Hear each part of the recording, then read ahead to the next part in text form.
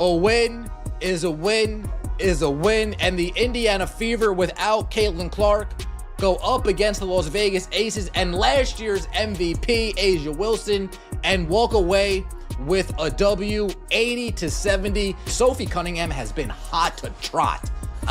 Sophie Cunningham has been on fire. And what if I told you the Indiana Fever took down A'ja Wilson's Las Vegas Aces without Caitlin Clark on the floor? It sounds impossible, right?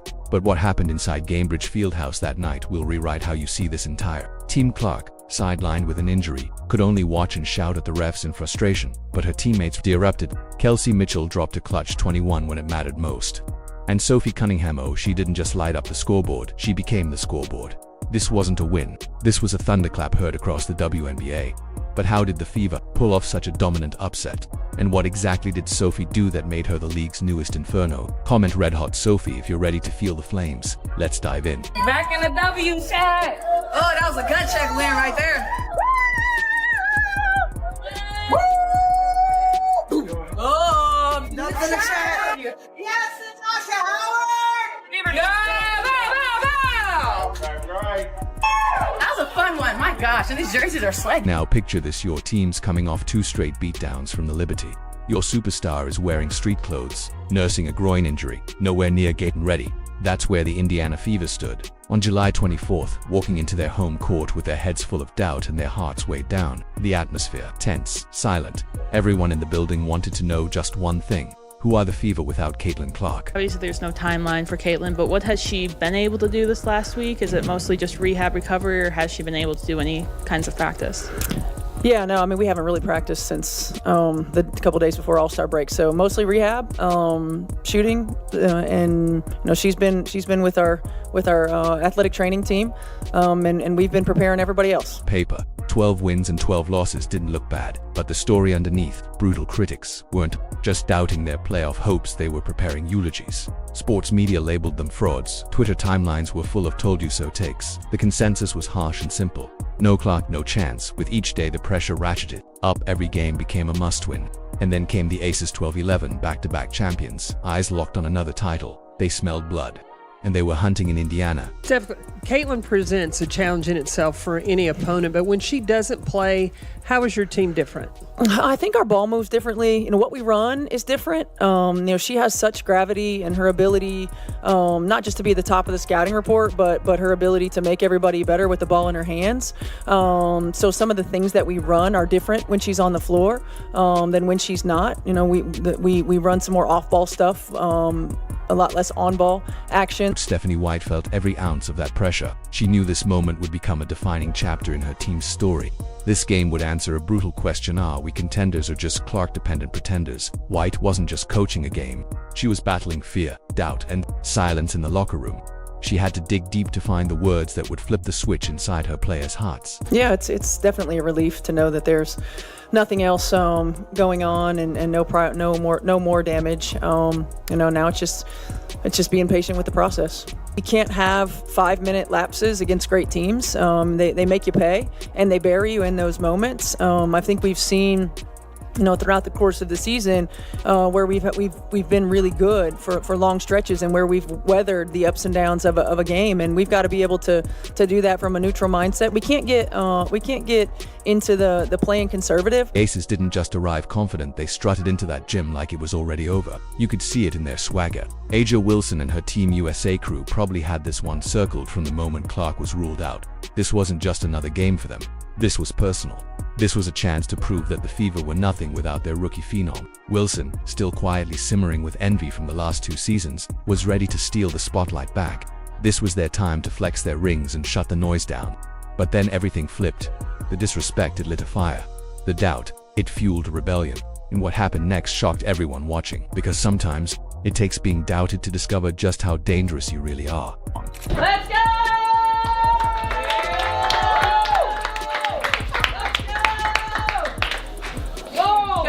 We answered runs today, y'all. We had one another's back today, y'all.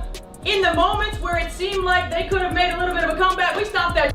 Yeah, we sure did. Now we have to be able to continue to stack that, maintain that consistency right there. I'm so proud of you guys. So proud of you guys. That was a hard-fought win. You earned it. Got on 3, 1, 2, 3, together. Every underdog story needs an unexpected hero. And when the lights got brightest, it wasn't Clark, it was Kelsey Mitchell. For weeks, fans and analysts roasted her for disappearing in big moments. One night she's electric, the next ice cold. The numbers didn't lie. Mitchell was inconsistent, and as the Fever stared down the defending champs, no one expected her to be the spark. But she had something to prove on. Time was running out.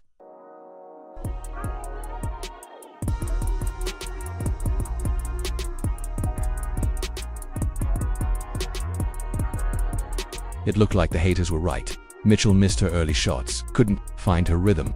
The frustration painted itself across her face. Every brick chipped away at her confidence. The crowd began to stir uneasy.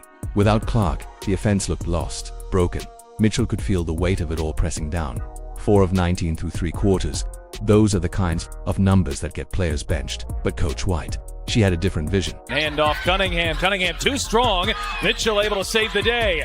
And it's Mitchell going right to the rim. Beats the shot clock and lays it in. Mitchell to the rescue. Sessions very disruptive, causing all kinds of havoc. Late shot clock situations. And then Kelsey White leaned into her star during a timeout, looked her dead in the eyes, and said the 5 words that would shift the whole night. Let it fly. It's going in. That confidence hit Mitchell like a jolt of lightning. White added a reminder: stay balanced, read the floor, attack smart. Her teammates responded. They set harder screens, moved the ball cleaner, and opened lanes just for her. The box score wouldn't show it, but that locker room was beginning to move like one soul. The spark was lit. Wilson thought about the 3. Cunningham feed inside. Boston spinning, turning, ducking, finding Mitchell, who splashes home a 3. And then boom, something clicked. Mitchell caught fire. She was everywhere, darting past defenders, finishing through contact, dropping mid-range daggers like it was nothing. Her pace shattered the Aces' rhythm. Suddenly, she wasn't just the second option, she was the storm. This was no lucky streak. This was Mitchell becoming the player she was always meant to be, and the Aces had no answers. Really fun. Couple of former teammates played 2 years together. clear out, take it. Mitchell sizing up Lloyd. She will launch and bury a 3. Get out of the way. Mitchell pulling the trigger from deep. Fever up 9. Quarter belonged to Kelsey Mitchell. When the pressure was at its peak, she rose like a storm. 9 points in the final 12 minutes, 4 of 5 from the field. And as if that wasn't enough, she dished out for a sit for the team high. But this wasn't just stat betting. Mitchell was delivering blow after blow, not just for herself, but creating opportunities for teammates. She became the closer when it mattered most. And with every play, the belief in Indiana's bench grew stronger. Got two really good offensive coaches over there on the sideline. Mitchell finds a cutting Boston, who lays it in. From Mitchell here on this one. So you don't want anybody to cut across the front of your face, but it's just a really good delivery. Mitchell's night ended with 21 unforgettable points, loud enough to silence every critic who doubted her leadership. She didn't just show up, she showed out. Her performance echoed the mental toughness she talked about following their loss to New York. But this wasn't just about numbers, it was about evolution. Mitchell didn't fill in for Caitlin Clark, she became the leader this team had been waiting for. She wore the pressure like armor and turned it into power. Offense was not the issue for Indiana on Tuesday. They put up 84 points despite the absence of Caitlin Clark. Cunningham hit 5 threes, and it's her first tonight. Stay with Indiana. So Sophie Cunningham doing a really good job of reading the stagger. You have options off that, and she's reading the While everyone obsessed over who would replace Clark's scoring, Sophie Cunningham was quietly becoming the most dangerous shooter in the WNBA, walking into the Aces game.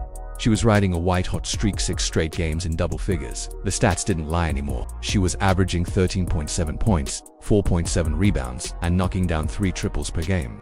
Sophie wasn't just hot, she was heating up the entire league. Playing for Sophie Cunningham to start again tonight, or what's your... Yes. What is it about her, I guess, at the start of a game that you like having her in the lineup? Another ball handler, another player who can create shots for her teammates, as well as stretch the floor. A really good defensive rebounder as well. We had at times really struggled from a defensive rebounding standpoint, so like that as well. And her energy. The question wasn't about if Cunningham could shoot. Everyone knew she could. The real challenge: could she keep that fire burning against a team like AJ Wilson's championship squad?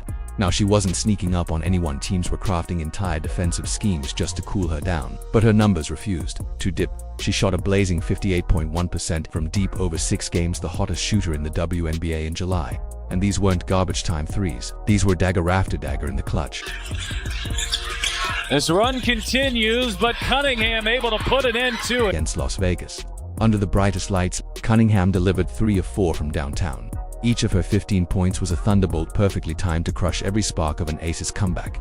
Las Vegas would build momentum and then bang another Cunningham triple. It was like clockwork. Every shot broke their rhythm. Every shot tightened Indiana's grip. The Aces weren't just being outplayed, they were being outgunned by a sharpshooter on a mission. Melissa Smith on you. I would just clear it out if you're Mitchell. Just tell everybody to go to the other side of the floor. Cunningham straight away delivers with a 3. Or that. But what truly sets Cunningham apart, it's not just her shooting, it's her hustle, her defense, her leadership. Coach Stephanie White didn't just put her in the starting lineup to score, she put her there to change the game. White praised her as a floor stretcher, a rebounder, a facilitator, another ball handler and shot creator. She called her analysts have now launched her into the 6th Player of the Year race. No one else is even close. One even called her an assassin in sneakers. Off the bench or in the starting 5, Sophie's impact is undeniable. Vegas has done a nice job coming on the road, keeping Indiana Fever in check offensively, and Sophie Cunningham, you cannot lose her. Cunningham's rise from bench spark to elite weapon gave the Fever an edge nobody expected. She's no longer a supporting cast member, she's a star in her own right. Fans are demanding apologies from the doubters. She's not just consistent, she's clutch. And now, when Caitlin Clark returns, she'll rejoin a team with another scorer capable of shifting the game's momentum. Sophie Cunningham has earned her place on basketball's biggest stage. But as the Aces threatened to storm back late in the 4th, one more moment was about to define it all. 35 seconds left. Fever up 5. Enter Ari McDonald.